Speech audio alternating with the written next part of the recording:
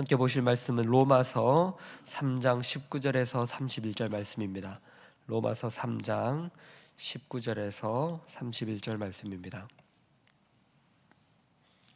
로마서 3장 19절에서 31절 말씀 함께 봉독하도록 하겠습니다.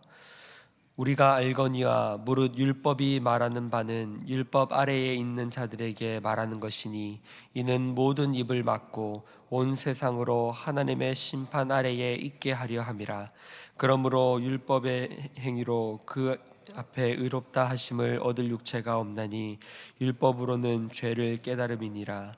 이제는 율법 외에 하나님의 한 의가 나타났으니 율법과 선지자들에게 증거를 받은 것이라.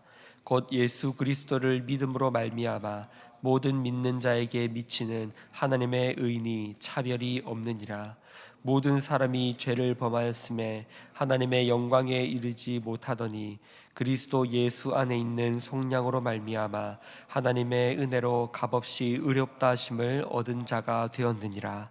이 예수를 하나님이 그의 피로써 믿음으로 말미암는 화목 제물로 세우셨으니 이는 하나님께서 길이 참으시는 중에 전에 지은 죄를 간과하심으로 자기의 의로우심을 나타내려 하심이니 곧 이때에 자기의 의로우심을 나타내사 자기도 의로우시며 또한 예수 믿는 자를 의롭다 하려 하심이라. 그런즉 자랑할 때가 어디냐 있을 수가 없느니라. 무슨 법으로냐 행위로냐 아니라 오직 믿음의 법으로니라. 그러므로 사람이 의롭다 하심을 얻는 것은 율법의 행위에 있지 않고 믿음으로 되는 줄 우리가 인정하노라. 하나님은 다만 유대인의 하나님이시냐 또한 이방인의 하나님은 아니시냐. 진실로 이방인의 하나님도 되시느니라. 할례자도 믿음으로 말미암아 또한 할례자도 믿음으로 말미암아 의롭다 하실 하나님은 한 분이시니라.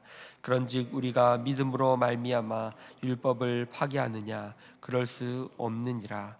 도리어 율법을 굳게 세우느니라. 아멘. 오늘은 로마서 3장의 말씀 가운데에 또 믿음으로 의롭게 하시는 하나님의 은혜에 대해서 우리 함께 잠깐 나누는 시간을 가지도록 하겠습니다. 하나님은 인간을 구원하시기 위해서 예수님을 우리에게 보내주셨습니다. 그리고 그 예수님께서 우리의 죄를 사하시고 모든 사망 권세를 이기셨다는 것을 우리는 그것을 믿기만 하면 구원을 받게 된다는 복음을 우리는 얻게 되었습니다. 그러나 우리가 여기서 오해하지 말아야 할 것은 믿는다는 것이 그냥 예수님을 믿고 그냥 그렇게 내 삶은 여전히 나의 삶을 살아가도 된다는 것은 아닙니다. 그리스도인들이 참으로 많이 오해하는 것 중에 하나가 바로 이것이죠. 믿음을 오해하는 것입니다. 믿음을 가졌지만 여전히 나의 삶이 이전과 동일한 모습으로 살아간다면 무엇이 잘못된 것일까요? 믿음이 능력이 없는 것일까요? 아니면 내가 그 믿음을 올바르게 이해하지 못하고 있는 것일까요? 우리는 이 믿음을 바르게 이해해야 합니다. 믿음을 가졌지만 여전히 똑같은 삶을 살아간다면 우리가 흔히 비난하고 우리가 흔히 이단이라고 정죄하는 구원파와 다를 바 없는 것이겠죠. 그리고 또한 하나님이 주신 그 믿음의 은혜를 값싼 은혜로 만들어버리는 잘못이기도 합니다. 믿음은 결코 가벼운 것이 아니며 믿음은 결코 추상적인 것이 아니며 믿음은 결코 단순한 것이 아닙니다. 하나님 우리에게 믿음을 주셨다는 것은 이제는 너희가 나의 백성으로서의 삶을 시작하라라는 것입니다. 믿음은 구원의 시작입니다. 그리고 구원은 끝나는 것이 아니라 우리가 흔히 이 구원을 결론으로 생각하는 경우가 있습니다. 그러나 구원은 출생입니다. 그리스도인의 출생이 바로 구원입니다. 출생이 무엇입니까? 이제 자라나야 하는 거죠. 아이가 태어났으면 젖을 먹고 평생 젖만 먹고 삽니까? 아니죠. 점점 자라나야 하는 것입니다. 이것이 구원입니다. 그러나 우리는 구원받았으면 끝난 줄 알고 그리스도인으로 믿음을 가졌으면 끝난 줄 알고 이전과는 다른 삶을 살지 않고 여전히 똑같은 삶을 살아가기도 합니다. 그러나 우리는 이 믿음에 대해서 잘 이해해야 하는 것입니다. 그런데요, 또 더 나아가서 잘 알아야 할 것은, 이 믿음은요, 우리가 가지는 것이 아니라 하나님께서 모든 것을 책임지시고 우리에게 허락하신다는 사실을 기억해야 합니다. 만약 우리가 이 믿음을 우리의 힘으로 이루어내려고 한다면요, 쓰러지고 실패하고 거기서 끝나는 것입니다. 그러나 이 믿음을 하나님께서 끝까지 붙들어 주시고 이어가신다라는 이 사실을 기억하면 똑같이 넘어지고 실패하겠지만 어떻습니까? 하나님이 붙들고 계시기 때문에 다시 일어설 수 있습니다. 그리고 우리는 그 믿음의 자리를 한 걸음 한 걸음 계속해서 걸어 나갈 수 있는 것입니다. 이러한 관점에서 이 믿음을 이해해야 합니다. 하나님께서 우리에게 믿음을 주신 이유는, 믿음의 방법으로 우리를 구원하시는 이유는 인간 스스로가 이 구원을 이룰 수 없기 때문입니다. 원래 구원은 천국은 어떤 자들이 들어가게 됩니까? 죄가 없는 자들입니다. 더 쉽게 다른 말로 표현하면 율법을 완전히 이루는 자들입니다. 율법 자체가 잘못되었으니까 그렇지 않습니다. 율법은 온전한 것입니다. 율법은 하나님이 온전하시기에 온전한 자들이 어떻게 살아가야 하는가를 깨달아 알게 하는 것이 바로 율법입니다. 그래서 율법을 온전히 이루는 자라야만 천국에 들어갈 수 있는 것이죠. 왜냐? 천국은 죄인들이 가는 것이 아니기 때문입니다.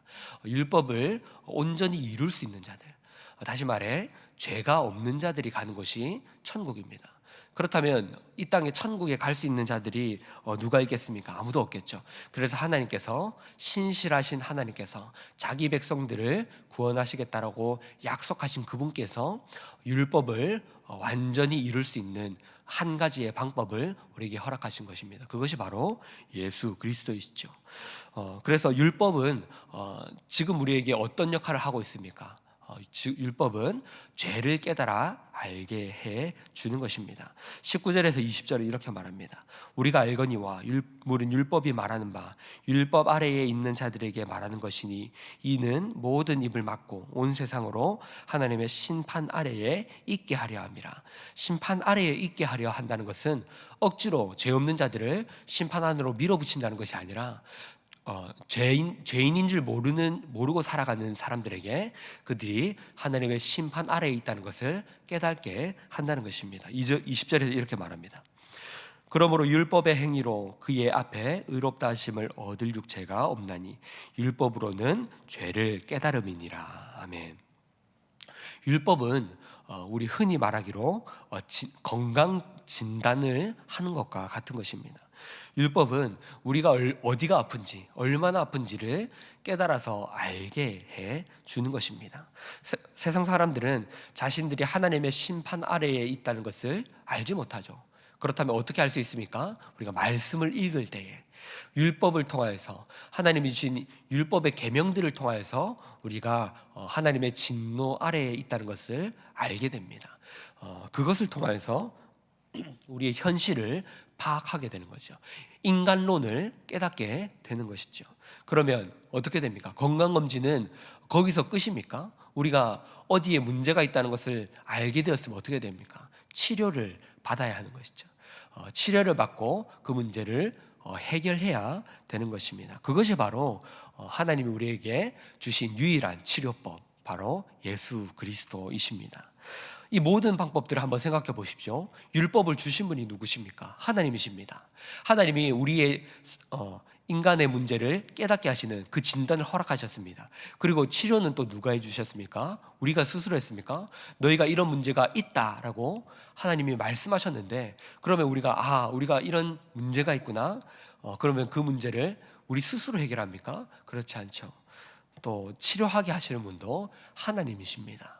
이 모든 것이 하나님의 은혜라는 것이죠. 하나님이 우리를 믿게 하시고, 이 모든 것을 믿게 하시고, 이 모든 문제들을 해결하게 하신 것입니다. 하나님은 그러면 왜 우리에게 이렇게 하실까요? 우리를 사랑하셔서 그런데 우리를 사랑하시기 때문에 회복시키시고 치유하시는데 하나님은 목적이 있으십니다. 목적. 우리를 회복시키시고 치유하시는 목적이 있습니다. 그 이유가 23절에서 이렇게 나옵니다. 모든 사람이 죄를 범하였음에 하나님의 영광에 이르지 못하더니. 그 이유는 바로 하나님의 영광에서 우리가 멀어졌기 때문입니다. 하나님께서 인간을 처음 창조하셨을 때 하나님은 인간을 영화롭게, 영광스럽게 하나님은 인간을 지으셨습니다. 인간이 영광스러운 이유는 하나님의 형상을 닮았기 때문입니다. 이 세상 가운데에 유일하게 하나님의 형상을 닮아서 지음받은 존재는 바로 인간입니다. 하나님은 그 인간을 만드시고 심히 기뻐하셨습니다. 하나님은 그 인간의 아름다움을 보시고 심히 즐거워하셨습니다. 그러나 모든 사람이 죄로 인하여서 그 영광에서 벗어나게 되었습니다. 그래서 하나님은 그 하나님의 영광을 회복시키기 위하여 예수 그리스도를 우리에게 보내주신 것입니다. 인간은 알지 못하는 그 하나님의 영광, 예수 그리스도를 통하여 그 하나님의 영광을 나타내 보여주셨던 것이죠. 예수님이 보여주신 영광은 무엇입니까? 세상의 영광이 아닙니다. 예수님이 보여주셨던 하나님의 영광은 낮아짐의 영광입니다. 인간들은 인간의 지도자들이 보여주는 그 영광을 기다렸습니다. 세상의 군주들이, 세상의 지도자들이, 세상의 위대한 사람들이 보여주는 그러한 영광을 기다리고 있었습니다. 그래서 유대인들은 예수 그리스도를 보고 하나님의 메시아로 받아들이지 않았던 것이죠. 왜냐하면 자기들이 기다리던 그러한 영광이 아니었기 때문입니다. 그러나 하나님의 방법은 인간의 생각과는 달랐습니다. 하나님의 영광은 인간의 방법과는 달랐습니다. 그것은 낮아짐의 영광이었습니다. 인간의 지혜로는 깨닫지 못하는 영광. 하나님은 그 영광을 우리 가운데 회복시키기 위하여 예수 그리스도를 통하여 우리에게 보여주셨던 것입니다. 이제 하나님이 우리에게 깨달아 알게 하신 그 놀라운 비밀, 하나님께서 우리에게 계시하여 주신 그 놀랍고 영화로운 그 비밀, 우리는 그 비밀을 이제는 깨달아 알게 되었습니다. 그러므로 우리는 그 하나님의 영광을 하루하루 살아가야 합니다. 이것은 율법이 아닙니다. 이것은 우리에게 주어진 멍에가 아닙니다. 우리에게 주어진 권리이자 우리에게 주어진 영광입니다. 이제 우리가 살아가야 할 길은, 걸어가야 할 길은 하나님께서 우리를 버리지 아니하시고 신실하신 그 하나님의 열심으로 우리를 붙드시며 우리에게 믿음의 삶을 살아가게 하신다는 것을 기억해야 합니다. 오늘 우리에게 주시는 이 복음의 말씀은요, 결코 율법이 아닙니다. 우리에게 하나님께서 베풀어 주신 은혜라는 것을 기억해야 합니다. 예수 그리스도를 통하여 우리가 구원을 이루어낼 수 없지만 예수님을 통하여서 우리에게 은혜를 허락하시고, 그리고 하나님이 능력의 팔로 우리를 붙들어 주시며 우리가 그 그리스도인의 삶을 살아가도록, 의롭다 하심을 허락하심으로 영광의 삶을 살아가도록 하나님의 은혜를 베풀어 주셨다라는 것을 기억하십시오. 그 모든 목적은 하나님의 영광의 자리까지 우리가 나아가기를 바라시는 하나님 아버지의 사랑이 담겨 있다라는 것을 우리는 기억해야 합니다. 로마서 5장 2절에서는 이렇게 말합니다. 또한 그로 말미암아 우리가 믿음으로 서 있는 이 은혜에 들어감을 얻었으며 하나님의 영광을 바라고 즐거워하느니라. 아멘. 우리는 믿음으로 말미암아 은혜의 자리로 나아갔습니다. 이 모든 것은 하나님이 허락해 주신 은혜입니다. 하나님이 믿음으로 하나님의 자녀됨의 권세를 허락해 주셨습니다. 모든 믿는 자들이 하나님의 자녀가 되는 권세를 주셨습니다. 그리고 이제는 우리가 하나님의 영광의 자리로 나아가는 그것을 바라며 즐거워하는 삶을 살아가야 하는 것입니다. 그리스도인의 삶이 즐거운 이유가 무엇입니까? 우리에게 죄가 없기 때문이 아닙니다. 하나님이 우리를 죄 없다라고 말씀해 주셨지만 여전히 우리 가운데에는 죄가 묻어 있고요, 아직 완전한 생활을 이루지 못하였기 때문에 부족함이 여전히 남아 있습니다. 그러나 우리가 즐겁고 우리가 행복한 이유는 하나님의 영광의 자리에 참여할 수 있기 때문입니다. 세상의 그 어떤 피조물도 하나님의 영광을 밝히 깨달아 아는 피조물이 없습니다. 그러나 우리는 하나님의 그 영광을 깨달아 알게 되었고, 하나님이 알게 하셨고 그 영광의 자리로 나아가게 하셨습니다. 우리는 그 영광을 바라보며 풍성히 누리며 하루하루를 하나님의 영광의 삶을 살아내며 기쁨을 누릴 수 있는 것입니다. 저 여러분이 오늘 복된 주일 가운데도 이 하나님의 영광을 깨달아 알아가는 삶, 그리고 그 영광의 삶을 살아내는 믿음의 삶을 살아갈 수 있기를 주님의 이름으로 축복합니다. 우리 시간 말씀을 기억하며 기도하실 때에 우리를 의롭게 하신 그 하나님의 은혜, 예수 그리스도를 믿는 믿음으로 우리를 의롭게 하신 은혜를 다시 한 번 더 기억하며 감사하는 시간이 되기를, 기도하는 시간이 되기를 바랍니다. 말씀을 기억하시며 그 은혜를 기억하며 기도하시고, 앞에 보이시는 기도 제목과 개인의 기도 제목으로 기도하도록 하겠습니다. 기도하겠습니다.